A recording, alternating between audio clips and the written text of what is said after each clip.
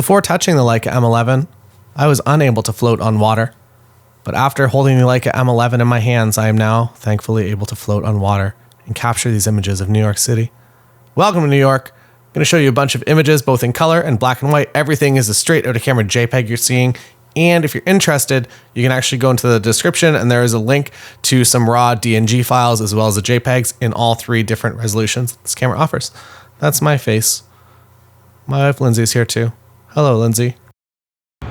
So on this trip we have the Leica M11 and 28mm f2.8 Elmarit. Here we are starting with every film photographer's favorite subject, gas stations, a blue hour. I guess they work on digital too. There are a lot of things that I really love about the Leica M11, and over the course of the video I'm going to talk about them. And there's also three things that I'm not super happy with, and I'm hoping that they can fix in firmware.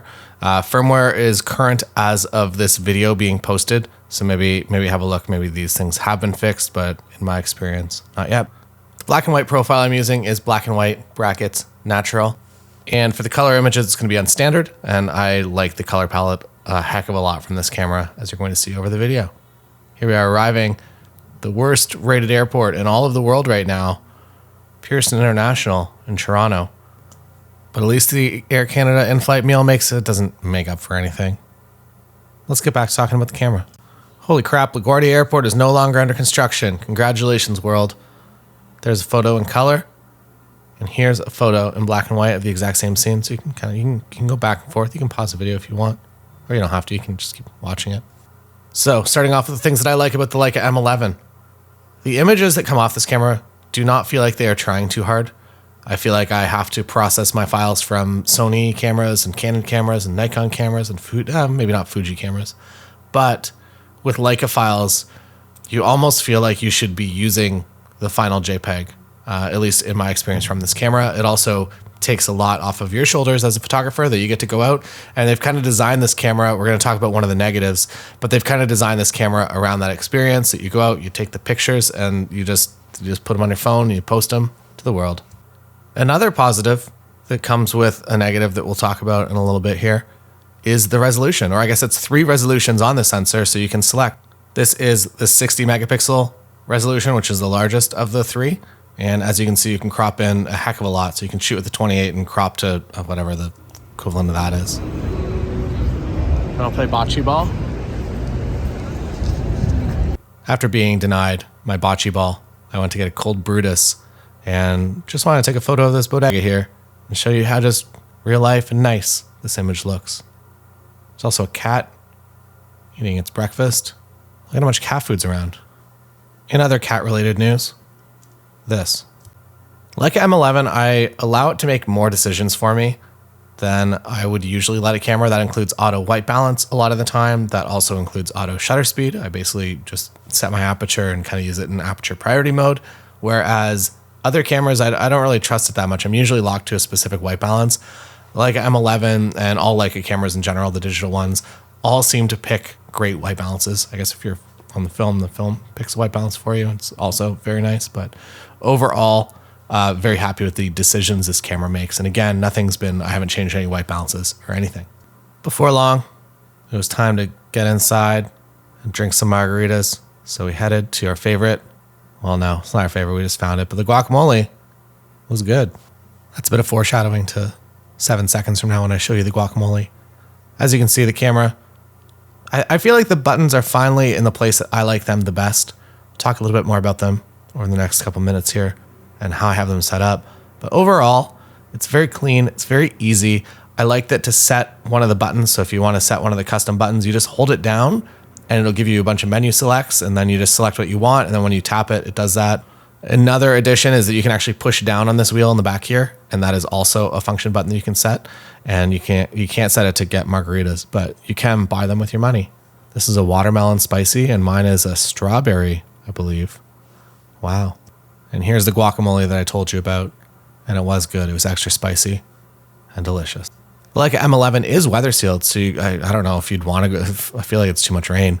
You could technically, it's weather sealed. However, your lens is usually going to be the weak point, especially if you're using more vintage lenses. The 28 2.8 Elmerit is my only made in the last couple of decades lens, so I figured I would use it in this review to kind of show you a more current lens.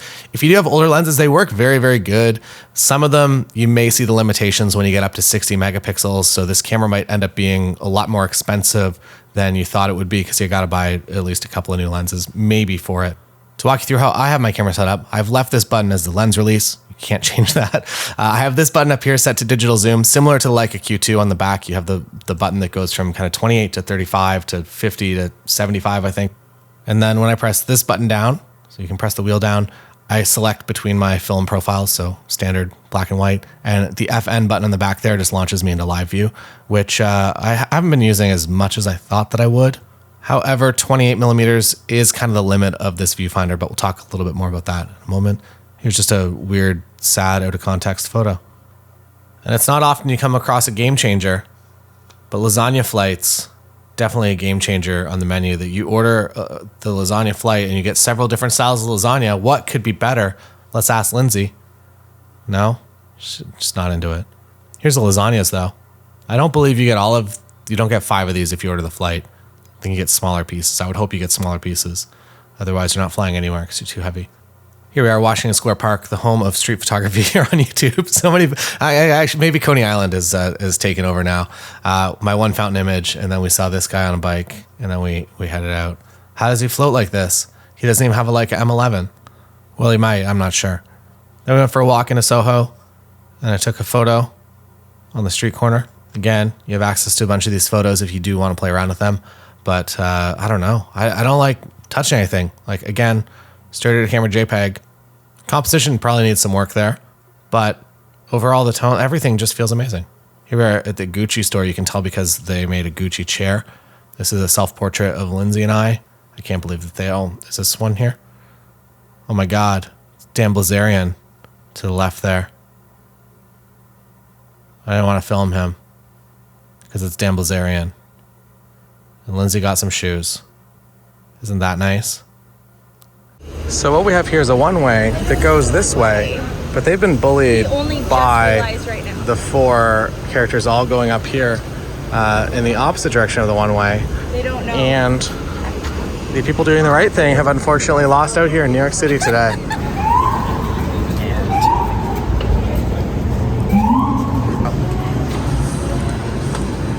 What a fancy CVS. All the toothpaste are locked up. And while we head to our first of many Irish pubs on this trip, I would like to talk to you about the battery life. Irish pubs and battery life, they just go together. I shot on one battery all of these days. I charged it over USB-C in the evening time. I did not bring the charger. And I was still around 60 or 70% battery by the end of the day. High ISO also definitely impressed me. It is a larger sensor, which means typically you get worse high ISO performance. Again, there are some downloads of these images if you want to play around with them. In my experience, I was very, very happy with, again, the straight out of camera JPEGs. Full of liquid from the Irish pub, we decided to head on over to, oh my gosh, is that the Northern Lights? No, just a golf driving range. And it's inside this parking garage. Putting green in a parking garage. That's nice. Here we are. Wow. Country club, huh? Apparently we have 4,255 balls left. So they put all the tourists with rental clubs up on the top deck, but with that elevation advantage, it makes it very easy to just put a bunch of balls into the Hudson River. So, did that. Sorry. And then we did some low light tests before a huge surprise for the morning. So it turns out we each get $35 a day for breakfast. So that's a combined total of $70 per day in breakfasts. So let's go and get our $70 breakfast. Every color that comes off of this camera in normal conditions, I feel like is just incredible. Like that's a photo of really nothing, but the colors just look incredible. Nice contrast. I guess maybe it's an okay photo. This one though, not so okay. In real life, I was like, this is beautiful. And then in picture, I was like, nope, that's not it. Good news though. Apparently just a normal breakfast is $25. So it's going to be very easy to spend our $35 each year. They also come with these dogs. They look cute until you see their faces, and then I don't love it. As I mentioned earlier, when you press down on the wheel, it loads up this menu. Monochrome, high contrast, natural, which is a very nice profile, vivid, and standard. I stayed on standard pretty much the entire time. Natural would be my second favorite, and then black and white just regular. Although I don't really notice a whole lot of difference between the two black and white profiles, but maybe I just haven't experimented enough with the two monochromes because this camera kind of all is about those subtleties. That standard is not a whole lot different from vivid, which is not a whole lot different from natural. And this photo is a little bit underexposed, and that was my fault. But I can't fix it because I told you these are all straight to camera JPEGs. This is my $25 breakfast. And there it is. We spent $38 with tax, so we had to spend $8 of our own money, I guess plus tip. So we ended up, I guess, just buying a normal priced breakfast. Here are a few more images, a few more of the colors. This is just daylight also, middle of the day, got a cloud there. And this one is our hotel, standard Highline that straddles the Highline. That's its story. This is a terrible name for a business. Sorry, guys. This one, though. Five guys, nope, five boys. Fresh pizza. Here's me waving in a window. The greens, the reds, so nice. Here's Ghostbusters. The Jenga tower in the background there. Kind of cool that this is just a normal working station and the guys just hang out there with all their Ghostbusters memorabilia. Here's another shot of the Jenga building. Hope you enjoy. And this was shot at f8, so you get a little bit of a starburst up top there. Heading down towards World Trade. All the buildings go together really well here. And since we were kind of close to this side of town, we thought we would go to the new black and white hotspot in New York, the Oculus. And it looks like it's monochromatic in real life. And then when you turn it into monochrome, it's actually monochromatic. That's my critical analysis. And there are some things that I would remove in Photoshop, but again, for this video, none of that gets removed. You just get to see everything. And again, this camera making the perfect decisions in terms of white balance, colors, everything. Oh, look, another Irish pub. We shouldn't go, right? Oh no, we're gonna go. Oh no, we're inside now. And well, you might think it's just a regular Irish pub. There are a couple photo opportunities in here. And I'm gonna take those photos. I'm gonna show those photos to you. A lot of mixed lighting, daylight coming through the window, incandescents, kind of some LED lights from the bar, some TVs. Everything looks really nice though. Really excited to know that there's cat sports happening in this pub. We didn't really have time to check it out, but maybe next time. Moving south with my liquid death. I murdered my thirst, and then we missed another Irish pub narrowly. We almost went in, but we didn't. We just continued on. And then we found something amazing. So the lineup to get the photo at the front of the bowl, pretty small. The lineup to get your photo with the balls of the bowl, significantly longer. Here we have Bowling Green subway station. Rumor has it it's bigger on the inside. I should also mention that this was the hottest day of the year, I think. It was 36 degrees Celsius, so pretty much 100 Fahrenheit. And by day 2, we were ready to just be in cars rather than walking everywhere. Although, we were kind of tempted to have a mitzvah today, but we didn't. The Leica M11 comes in 2 colors, black or chrome. I have the chrome version that you've been seeing. And the chrome is unfortunately a little bit heavier. It's made of brass and whatnot, but it is heavier than the black aluminum version. I was waiting for the black aluminum version, and it just took a lot longer for them to come to Canada. And I think that they're finally here now, but I was unable to actually get one, so I got the chrome instead. Have you ever seen draft espresso martini before? We haven't. We were intrigued. This is a photo of a table. Wow, right? I should be professional. Again, all the colors, contrast, so nice. We then said goodbye to Canal Street and headed back towards the hotel, where I decided it was time to photograph one of Lindsay's shoes. And here is the shoe photo. Wow, right? It is shoe. And then we went to go see Wicked on Broadway, and hundreds of people, thousands, millions of people have been asking me, what is your favorite part of Wicked on Broadway? And to them I respond, the dudes that hang out with their bikes after the show. Like, people that see Wicked, they want to ride on a bicycle after the show. We know that, that's why we're all here. And then You guessed it. We went to another Irish pub and had a French onion soup and cheese sticks. The next morning, another $70 breakfast challenge in which we did successfully complete it by having the salmon and lox bagel and also whatever it is that I had. I forget.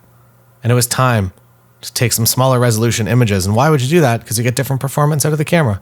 So DNG resolution, I'm going to set to medium, so 36 megapixels. And then I'm also going to do that with the JPEG resolution that you're going to be seeing as well. There are some samples from all 3 different resolutions in the download if you're interested. And then there is one mostly unfortunate thing that we're going to be talking about in a couple seconds here. Oh, it's time. All right. So I set this to electronic shutter and I was like, woohoo, let's go take some silent images on the streets of New York in medium size DNG format. And as it turns out, there are unfortunately a few issues. So you're moving in a car, you want to take a photo, and oh no, it's the worst rolling shutter I think I've seen on a camera in a very long time. If you're standing still, you're not moving, it looks fine as long as the subjects are also maybe aren't moving too fast. However, if you look at the poles right there, so this is kind of as I'm walking by, look at the poles, and now look at them in the next frame. They just kind of wobble around. And it's really not good, and I can't trust it. So move back out of electronic shutter and into hybrid shutter, which is kind of the default that it comes in, and photos are quite fine again. And then I was thinking, I was like, well, maybe it's because there's too much data being read out. Maybe if I switch to the smallest JPEG/DNG format, maybe that will solve a lot of the rolling shutter. Again, faster readout, that's the problem. And it turns out, nope, still just terrible. So I switched back to the regular shutter again, and it's quiet enough. Like, it's not a big deal, but it's interesting that the electronic shutter just really doesn't function too well. So this is me taking a few of I'm not a street photographer. I don't claim to be, but I did get one that I kind of like, although it is soft and out of focus. I like that one. That's a good one. And then the next one I got in focus, but it's not as good as the first one, unfortunately. Again, small JPEG, small DNG.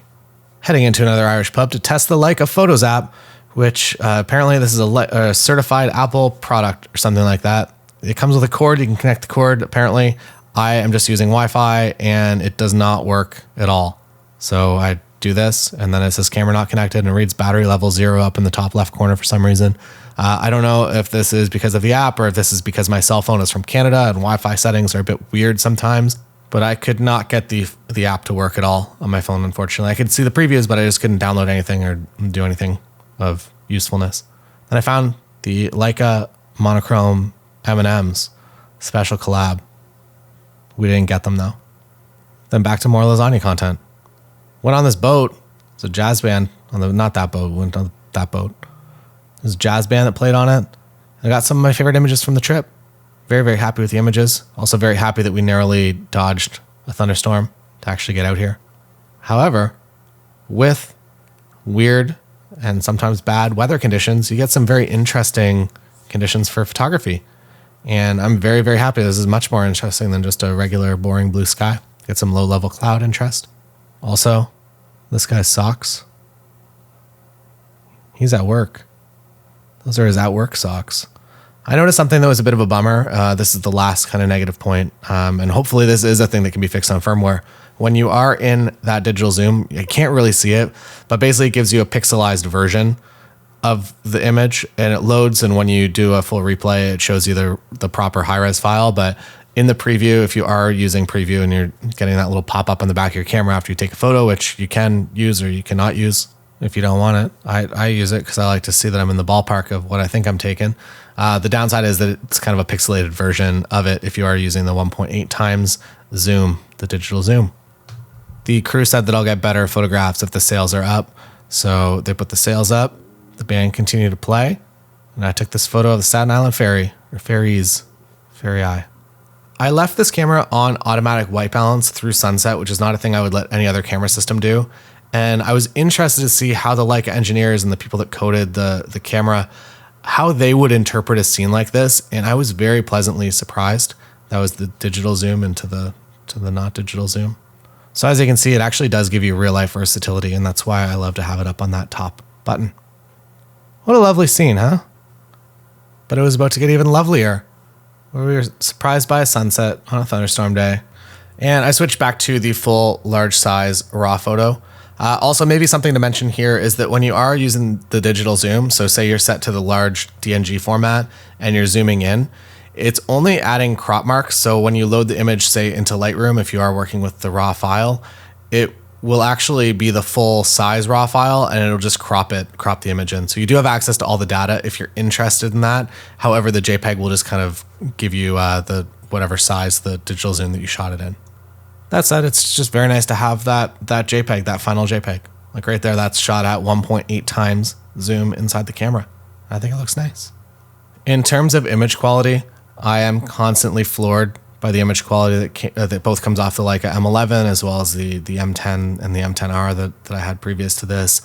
And the cameras really do help you create something that is artistic as well as technically great as well. I believe that this sensor got a 100 on DxOMark. I don't really buy my cameras based on what their sensor score is, but it does rank at the top of the top.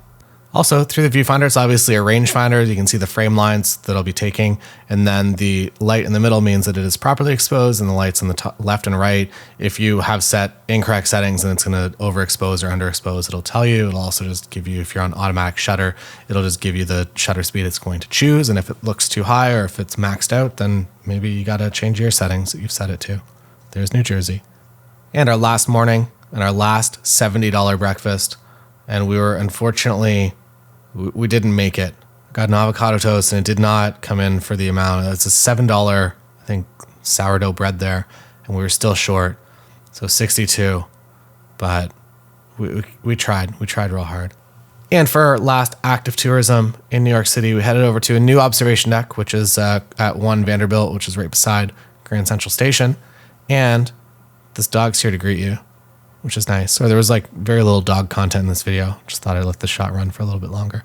They give you this weird booty pack, and you got to wear your booties, and you go up and the floors are mirrored, so maybe don't wear a dress. They don't really warn you too much about that, but I would recommend against it. And it's inside. It's nice. And you get to take photos of the Empire State Building, which is cool. If you go up the Empire State Building, the sad part is you don't get to take photos of the Empire State Building, but if you go up another building, you get to. It's kind of like you're in a helicopter, a little bit. Also, there's just craziness in here. Sam Hurd needs to get over here to take some photos. He'll figure out how to use this space. I don't really know how to use the space. But the lighting in here is good, and the skin tones that come off of this camera are also very, very nice as well. We also discovered today that our friend Michelle is terrified of balloons. Are you guys enjoying your time here? Absolutely. Michelle loves balloons. We've lost Lindsay. She's gone.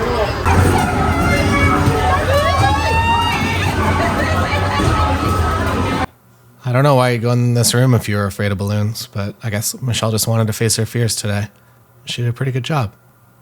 I'm very happy to report that it seems like all the metering modes, there were some issues in early firmware with highlight metering and just some other issues. It seems like everything is just good now, with the exception of the terrible electronic rolling shutter and the fact that the app won't connect to my phone. The rolling shutter probably can't be fixed through firmware. The app can hopefully be updated to work.